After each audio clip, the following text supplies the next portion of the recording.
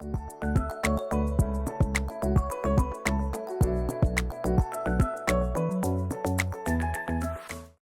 everybody, my name is Brooklyn, otherwise known as TheDramaticOtaku, and welcome to today's episode of the Weeb Wrap Up, my bi-monthly review series where I review all of the anime and manga that I have read and watched within the last 2 months. Now, I know this month's edition is a little bit late compared to when I actually upload them, and you may notice, where's the audio?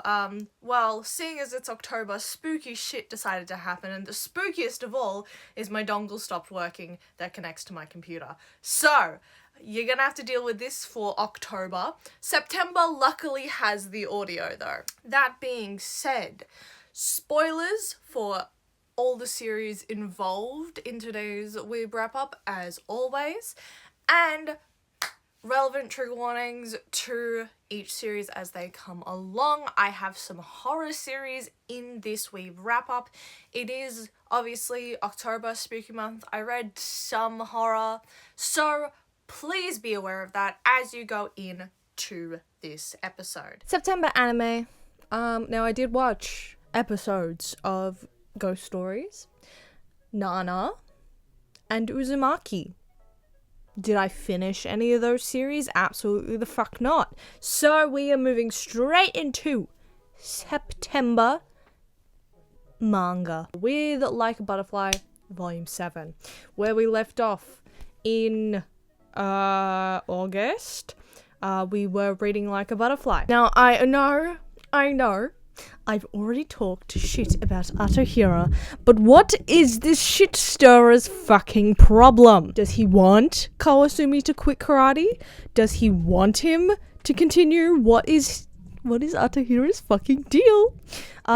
This volume centers more around the shit stirred by Atahira and Kawasumi's broken arm, leading to him and Suiren to walk home together every day for a month and a half, something new for them specifically. Then transitioning into Valentine's and Suiren's birthday, which Kawasumi actually gets her a good gift, and the volume ending with the transition into the new year. And wouldn't you just know, Kawasumi and Suiren are in a class together.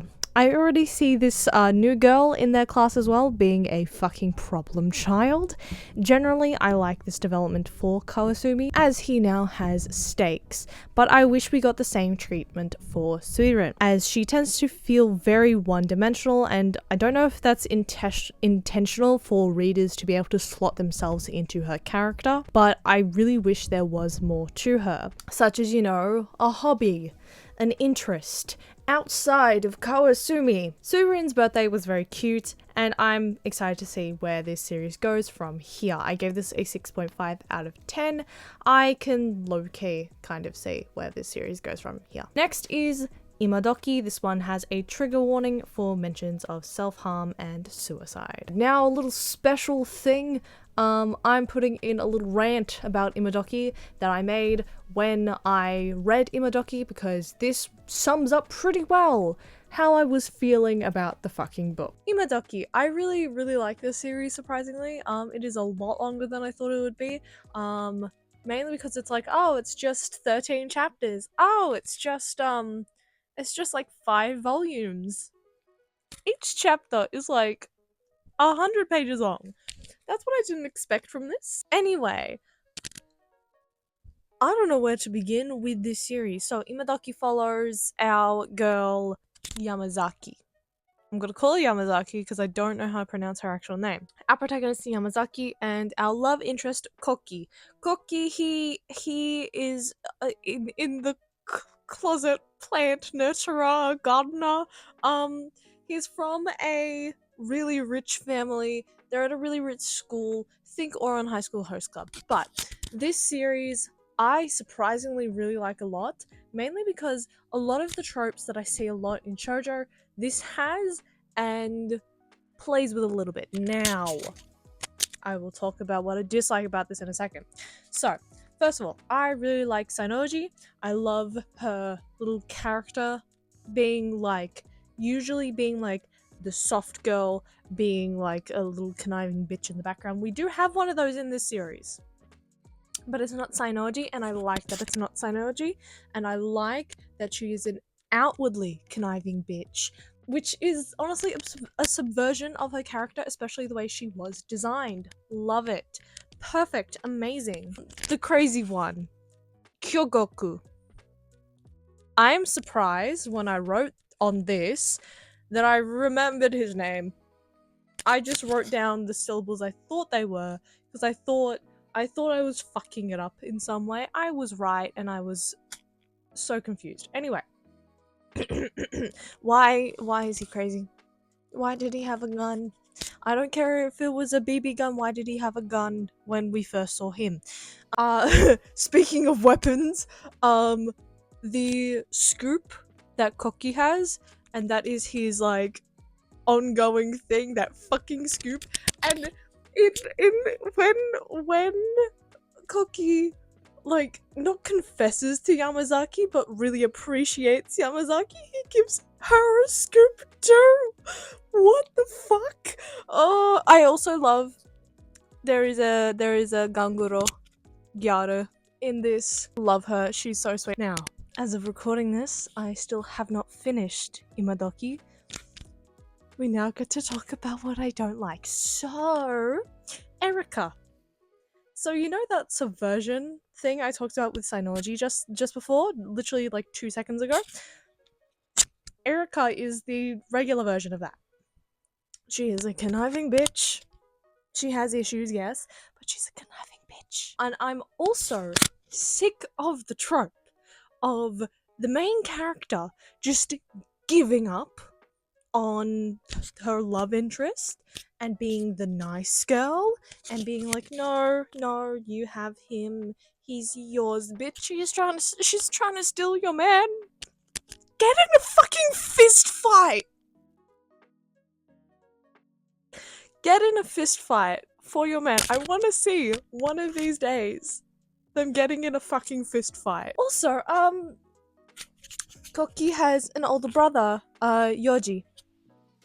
He's 20. Why does he get in a relationship with Yamazaki? Literally, when she comes to this decision, Koki has seen Yoji and Yamazaki having a misunderstanding, and he misunderstands their misunderstanding. Where in that misunderstanding did Yamazaki make the leap? The absolute bound? The stride? Into being like, oh, me and Yoji are dating now, you know, the man 4 years older than me. When did you decide that? Because it was not in this universe. I don't know what universe you were in when that happened. Because I was expecting her to go to Koki and be like, it was all a misunderstanding. I'm not actually in love with your brother.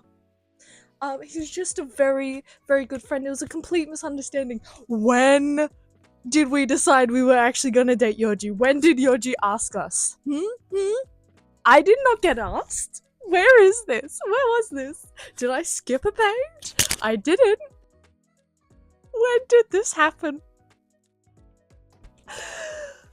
Okay, I'm gonna read the rest of Imodoki now. So, as I said, that previous clip is the best way I can describe how I felt about Imodoki. Originally, I'd started it because it was 15 chapters long. Little did I know that each and every chapter was about 100 pages each. Imodoki follows our protagonist Tampopo, a peasant transfer student in an all-rich kids school. Sounds familiar. In essence, the story is Tampopo getting with the chairman's son, who is basically royalty, and changing the school and the lives of the students for the better. There's a sadistic hacker, a not-so-nice nerd girl, a pregnant Gyaru, and a fiancé scorned. This was lovingly frustrating, as is shoujo of the early 2000s, and the punch I wanted so badly for the rival fucking occurred. Let's fucking go. 7 out of 10. There were 2 side stories in the end of this book. This being one, Forever Okay, the prelude to the series, really, talking about specifically Tampopo's friends and how they came to be a couple inferred. It takes place in the year before the series starts, and we get to see how Tampopo got a fox for a pet. I gave that specific story a 5 out of 10, and then we have the short story Don't Touch Me. It is a love story about a girl with basically germophobia. I gave it a solid 7 out of 10. It was low-key cute. Next, onto our next book, we have Urusei Yatsura. Now, I read this on the train to Sydney, and if you guys saw my Sydney vlogs, you would know I didn't get very good sleep on the train to Sydney. So this review is from my sleep-deprived to Sydney brain. I'm pretty sure I disassociated and made some of that fucking volume up. To be honest, I was exhausted reading this, and the only developments I could gather is Mendo's sister exists, as well as him being afraid of the dark. For some reason, Ataru seemed more like a disaster, which makes sense. And to be honest, I want more plot development in terms of feelings. I gave this a 5 out of 10. Not as good as the last volume, but yeah, I saw more volumes of Urusei Yatsura in Kinokuniya in Sydney, and I was gonna pick it up, but you see how fucking thick this is. But speaking of books that I got in Kinokuniya Sydney, we move on to Neighborhood Story. I say I don't want to bring a fucking thick book home, and I brought a thick book home. I actually bought this because it was in Kinokuniya earlier than it was supposed to be. When it was supposed to release in Dimmix, it was like a week before, unless they like moved up the date. But Neighborhood Story Volume 3. I now have to wait for Volume 4 to come out. I think that comes out like December or something. At least this edition of it. I love this series, and I was actually kind of disappointed by this volume. This is also a book that I read on the fucking train. I read it I read this the Monday of our trip, and read it also on the train. So this review is brought by a severely sleep-deprived Brooklyn. Give me the last volume, because why the fuck is Satomu being such a jerk? Maybe I'm just sympathizing with Mikako because she is very dense and driven, and I'm just as dense, to be honest. I didn't finish that thought. And she's like just as dense as I am, and that's why I'm so angry that Tsutomu is a jerk, but he is literally being a fucking jerk in this. I appreciate Boriko's leaving, but her and Tashiro are a super toxic coupling. The addition of another male character as we are losing Boriko is an interesting choice as well. I'm just fucking on edge with this series, dude. Head empty, no thoughts, give me the next volume. The drama sparkles. 7 out of 10. Writing reviews on trains is hard. I really like this volume. Obviously, a lot of shit goes down. I really don't like Boriko and Tashiro's relationship in this. I really fucking wish they'd break up, because it's just really toxic and I don't like it. And I don't like that it takes up so much space in the book. But I really want to get the next volume because I want to see what the fuck happens with Satomu. Because why is he being such a fucking asshole? But yeah, so moving on is another book that I didn't write a really good review on, and that's I got in Sydney. So I got this Until I Met My Husband. I got this at the Darlinghurst bookshop, the bookshop Darlinghurst in Sydney. This is a manga based on the memoir by Ryosuke Nanasaki. I very much want to pick up this memoir because this personally is like sad, but also like said in a very casual way. The tone is very odd, and I like, obviously I'm very sad at the events that happen in this book, but because this is a real person's life, you can't change it, which makes me even more sad. But personally, I kind of would have liked to see more of the husband and them meeting and that sort of stuff in this, but obviously since it's Until I Met My Husband, it is more about Ryosuke's life instead of, you know, his relationship with his husband. For context, the author of the memoir, he is a very, like, prominent gay activist in Japan, and to my knowledge, he is one of the first gay men to be married in Japan. Obviously, gay marriage isn't legal in Japan, but he got, I think, a religiously recognized wedding or something like that, something along those lines. He has a service now where he marries gay couples, even though they aren't legally married, they're married in their minds. So they have gay weddings, but they aren't technically legal weddings. And this is his life story. It's really nice. I want to read the actual memoir book, but would I recommend this? Yes. It's very nice, and it is a very, like, clear example on what life is like for a gay man in Japan. I have read a lot of memoirs recently in manga form as well, but I picked this up on a whim, I think because Mia showed it to me, and I was surprised to see manga in the bookshop Darlinghurst, so I just sort of picked it up. And yeah, I really like this. I gave it a 6 out of 10 because I know it's a memoir. I like fictional stories more than memoirs. I do think it was very interesting, and I do want to read the actual memoir book itself. But yes, I gave this a 6 out of 10. Now to volume 2! This took me so long to read, and I have up to volume 10 in my collection now. It took me an entire month to read this. Nana volume 2. The Nanas have met, and we are unraveling Nana Komatsu's life from Hachi's perspective. Not gonna lie, I found Hachi and Komatsu's life coming together very quick, and while a little cute, I also found it stressful as hell. Hachi is stressful as a character, but I definitely did enjoy it. I gave this a 7 out of 10. I'm very excited to see where this series goes. As I said, I also watched part of the anime, and the part of the anime I watched pretty much goes through half of this volume, so I need to either watch the rest of the anime or read the rest of the books, because I know there is divergence somewhere along the lines there. Number 7, I read the Junji Ito short story collection Alley. At this point, my reading review has also come out. For a total, I gave it a 7 out of 10. With my reading reviews, I'm not going to re-review it in my Weeb wrap-up. That is the point of the reading review. So, that is all for September manga. Next, we go into October anime! It was Uzumaki. I made a whole video on it. Enough said. October manga! Something interesting happened where I decided to finally go back to my horror list. So we are actually going to start off with, so I was going to read a bunch of horror in October, but with Upload Every Day December around the corner, it's actually very difficult to, like, just sit down and read manga. So I only read 5 series. Now, as you notice, first of all, most of these are romance or comedy. And I said 5 series, I've got 4 books. I read 1 for scans this month, which hasn't happened in a while.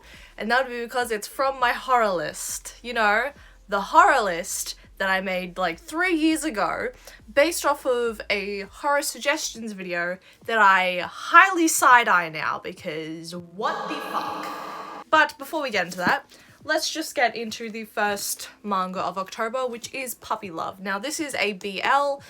It's very, very cute. This is a very cute, very fluffy one-shot, pun not intended. Pretty much, POV, businessman, gets pushed around, goes to a pet store, finds the love of his life, who happened to be a dog in his past life. And they seem to know each other, or did they? The story involves Hoshi, the dog in the past life, who can actually communicate with dogs, and Inoaki, a tired businessman who just wants something to look forward to when coming home from work.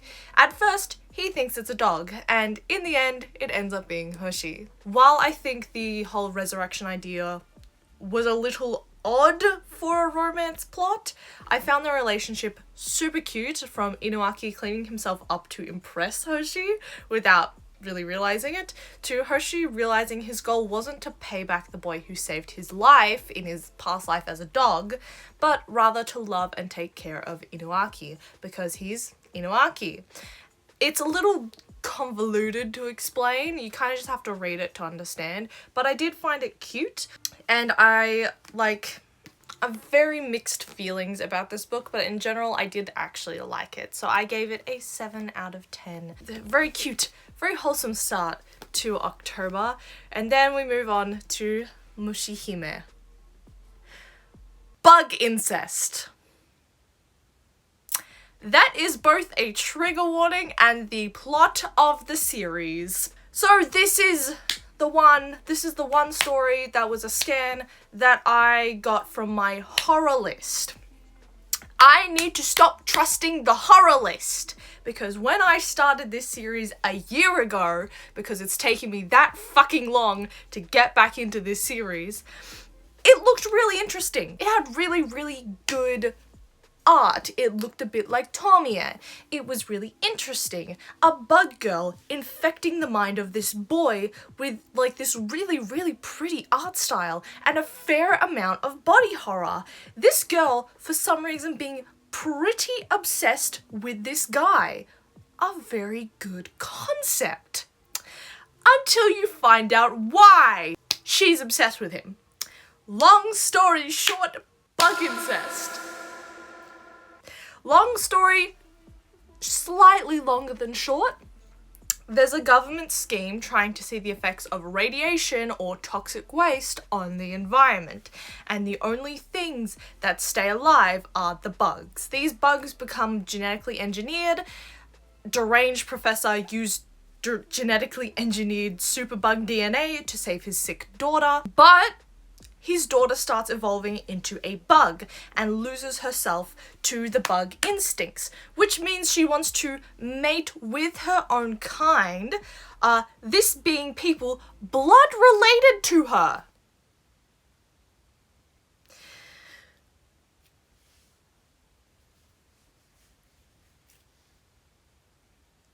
Why was that needed? I don't know. When her father refuses her advantage, which thank fucking God, bare minimum, she goes to hunt down her cousin, who is genetically like her half-sibling to her. They end up the endgame couple. Now, to the credit of the story, when you find out the girl is possessed by her instincts, you feel so insanely, wildly bad for her. However, my interest in this series was completely lost when bug incest was introduced. I literally had a moment where I just sort of went, nope, you've just ruined it. You have just ruined the fucking story. Why did you do this? And this was about, I want to say, 7 or 8 chapters in. I was hooked. I was having a good time, and then bug incest.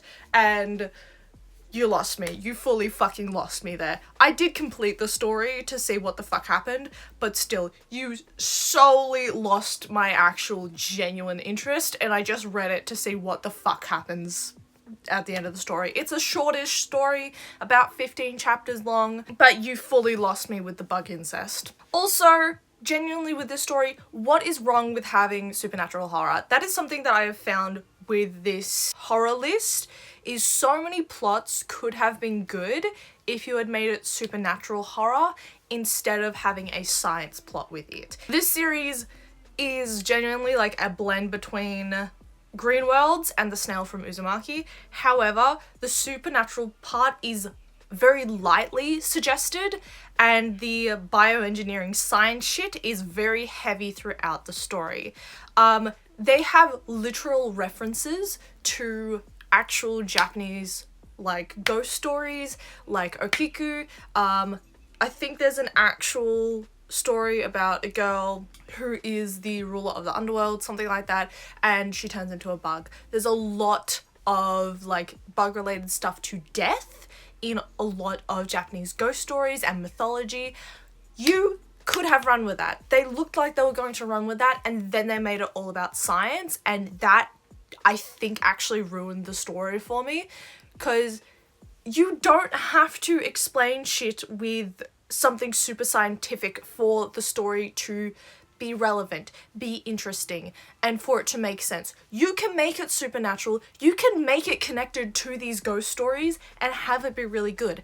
And the series seems to set that up and then tosses it to the wind. I think I would have liked this to be a true supernatural horror and not explained away with science, as I've found that has ruined so much horror for me, especially with the horror on this fucking list. So many stories are explained away with some gone wrong bioengineering experiment, and I'm just like, can you fucking stop and just give me an actual supernatural horror? That is just what I want to read. There was so much potential here for this actual story for Mushihime.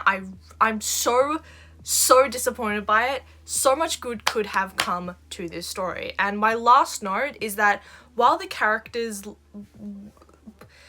see our love bugs as these ethereal creatures that are bug and water creatures that are still visibly human, the fact that the last panel insinuates they become these grotesque, disgusting things, I did quite like. I'll give this story a 5 out of 10 solely for the art style and the potential for the story, but I can't give it any more because bug incest. So, moving away from horror, because that fucking scarred me, we have, I don't know which one is love, it is Yuri Harem! Funny Yuri Harem! Women kissing! So this is the story of our protagonist, a hopeless lesbian starting in university with the sole mission to get a girlfriend, and on her first day she runs into 5, count 'em, 5 total babes. My archetypes for these characters, which are these ones on the back, are boobs, mother, soft masculine lesbian, the alcoholic, and the roommate. So we've got boobs. Oh, that's in the wrong order. Cool. So we have boobs, mother, soft masculine lesbian, the alcoholic, and the roommate. I don't know why they didn't do it in order of when she meets them, but oh well. I was very surprised at how comedic this series was, and I actually really like it. I think, personally, I'll continue this series because I've never seen a Yuri-only harem. It is a bit lewd, but not too bad in my opinion. Nothing to appeal really to a male audience in my mind. Lesbians, maybe yes. It's silly, sexy, and gay, and I honestly fucking love it, especially after what I had read just before it. Oh my god, I needed this in my life. I gave it a 9 out of 10. This is so fucking cute, funny, bit sexy, love it. Honestly, I want to continue reading this so fucking badly. This was pretty much my highlight of October. Next is the actual conclusion of a series that I thought had a lot more volumes to it. I could have sworn there were 4, but we have Thigh High Volume 3. Now, this is the conclusion of the Thigh High trilogy. I thought there was going to be 4 volumes. Question, why did we get Harumi Law at the very end of the series? Because Harumi moves around a lot. It's inferred that he has some sort of job, I would assume maybe an idol, and that he doesn't actually care about all his friends and he puts it on, which makes me again think idol. But we only get that in the last 2 chapters. Don't understand why you had so much potential for this and you stopped it there. What is the reason for that? It also makes it seem like Harumi was the protagonist, which he's not. That would be Kiritani. So, I don't understand why. The volume, pretty much with the exception of the lore at the end, runs the exact same as the previous 2 volumes, where it's just silly, haha, goofy boys in miniskirts doing what girls do and being essentially girls, but they're actually buff men in like a boyish way. That is what this volume was. What did I give it? Oh, honestly, I'm probably gonna give this a 6, solely because, like, because I read the other volumes, this really didn't stand out to me. This is a good lighthearted series. Thigh High is definitely a really funny lighthearted series, but after this long of reading the series and collecting it, I'm just not interested anymore, and you really could have included the lore a lot earlier and have it be a lot more fun. I don't know what happened to the series, whether it was supposed to be for longer and that's why there's suddenly lore, or like something along those lines has happened, but yeah. I like this enough. It's a good lighthearted read. I would recommend it to people, but I'm gonna give the last volume a 6 out of 10 just because for a conclusion that I didn't know was coming, I am highly disappointed. So that would be Thigh High Volume 3, the end of the Thigh High series. Now, speaking of disappointment, actually, no, I'm going to change my score for Mushihime. I'm going to give it a 4 out of 10 because I gave this a 5 out of 10. The Yakuza's Bias. I was actually really excited for this because I'd seen a lot about this on TikTok when I was on TikTok. I've seen it on Pinterest. I have seen it on Instagram. If you're in the K-pop sphere and like manga as well, this has popped up for you quite a bit. So I was fairly bored by the Yakuza's Bias, where I like Thigh High for its parody of teen girl stereotypes of buff men who are teen boys but teen girls. The Yakuza's Bias is essentially a satire of stan culture in the world of K-pop, and seeing as I have been that girl and know all this sort of stuff that has happened and stans who are like this, and know all the stuff closely from either witnessing fandoms go crazy online or fighting it out on Ticketek for my own concert tickets, I didn't really find this book super engaging. Like, sure, it's again a diversion of expectation where the big bad Yakuza guy is saying something you'd expect of a teenage girl. But I couldn't quite help but find this series boring. Like, really boring. I found the clear meme references, like the image meme references in the story, quite funny, but the plot was slow and I felt like mentally I just couldn't follow it because I just know any serious Yakuza stuff in terms of like what's going on in here is just going to deteriorate into K-pop stuff, and with K-pop actually being a big topic of interest for me in October with Stray Kids coming to Australia and then G-Idol coming to Australia, I kind of needed just a break from all the K-pop stuff, and reading the Yakuza's Bias just wasn't helping with that. I will say I did like the actual K-pop members in this book start to admire the Yakuza dude as well. Pretty funny. I found that pretty cool. But overall, this gets a 5 out of 10 for me just because lived experience kind of ruined this for me, and I kind of wish there was more to it. Once you've read one joke, you know all of them are gonna devolve into K-pop, and that whole mystique is gone. That's why when the K-pop idols actually liking the Yakuza guy interests me, because like that one's actually like, oh, this is different. This is a different scene. This is a different scenario completely. Oh, the idols are pretending to be like big bad mafia guys. That's really, really funny.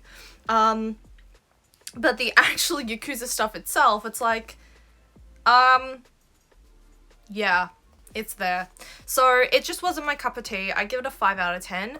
I'm probably not going to continue this series. So yeah, that is all of my manga for October and September of 2024. Now, I hope you guys enjoyed this video, as you won't be getting the next Weeb wrap up until the last day of December. So I hope you guys enjoyed this video, and I will see you guys in the next one. Bye.